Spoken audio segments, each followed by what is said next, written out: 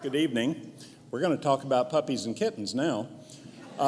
Approximately 69 million, or 60% of all U.S. households, have some type of companion animal. Why?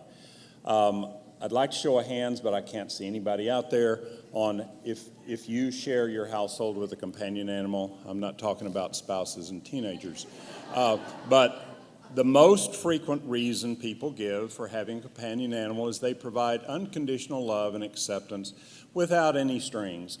Too often our human relationships have expectations. If you meet my expectations, I'll love you. But Walker Percy said it best: we love those who know the worst of us and don't turn away. Person-to-person communication appears to be less stressful if it takes place in the presence of an animal, another reason to have them around. One researcher has called this phenomena a social lubricant.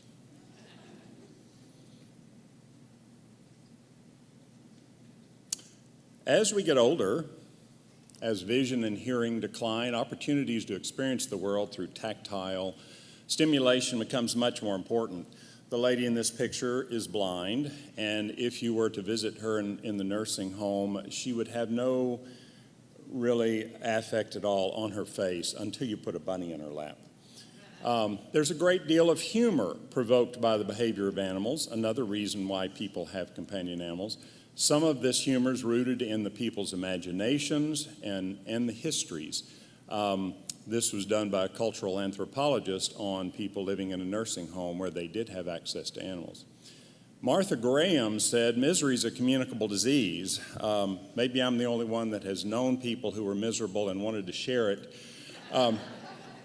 But Arnold Glasgow said that laughter is a tranquilizer with no side effects, and the laughter from animals is an antidote to both misery and despair. Erica Friedman, National Institutes of Health, did the first rigorous study that showed a relationship between pet ownership and survival 1 year after a heart attack.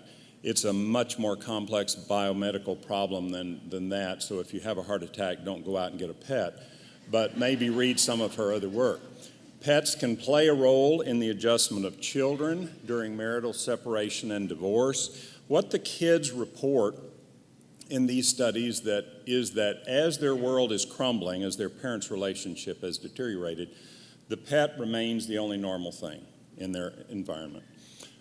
Mary Birch has worked with children using dogs, and in 3 case studies, a 3-year-old whose tantrum stopped and who took his first independent steps because of the use of the dog, an elective mute who learned to speak, and a hyperactive child who learned to sit. Again, this is not a cure for any of these conditions, but an adjunct to therapy.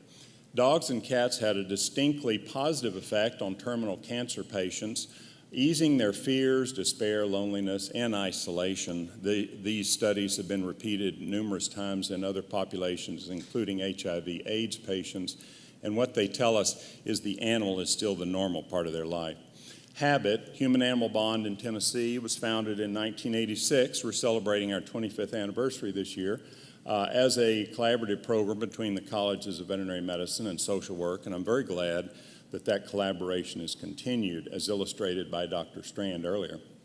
Last year, Habit had program sites in 123 parts of East Tennessee. You can see the map there, the counties we work in hospitals, residential care facilities, treatment centers, adult daycare, grief support groups, as well as public libraries and public and private schools.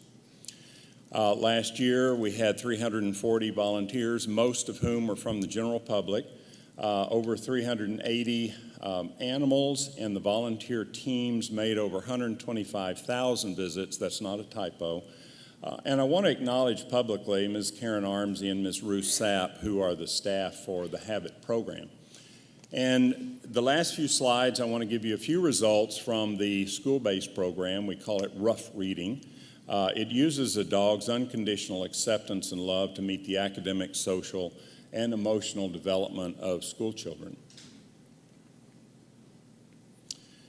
In the Rough Reading program last year, we were in 37 different schools or libraries in those counties I showed, and within those schools, 96 different classrooms.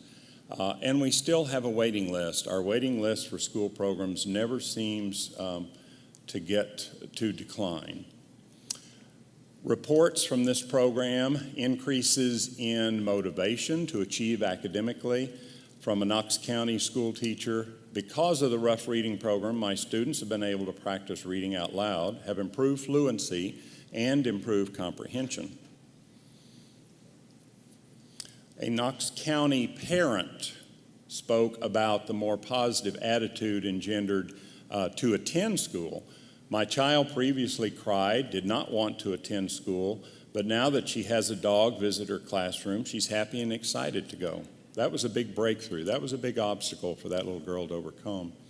A Blount County teacher reported increased growth in confidence and self-esteem in her students who were too intimidated to read in front of classmates, but were eager to read to Justice, the habit dog, because Justice didn't correct their grammar. Their oral reading skills improved because of the non-judgmental climate the dog provided. And my favorite, increased empathy and compassion for others. We have one child in our classroom, according to a Blount County teacher, who was scared of dogs. He read to Happy, the dog, this week for the first time. The class was so proud of him. The class recognized the obstacle that this child overcame. So, 69 million U.S. households that have animals must be onto something. And our university is leading the way in applying the research to the people that need it. Thanks for your attention, and especially to all of our volunteers, and I know there's some in the audience because they make the program work. Thank you.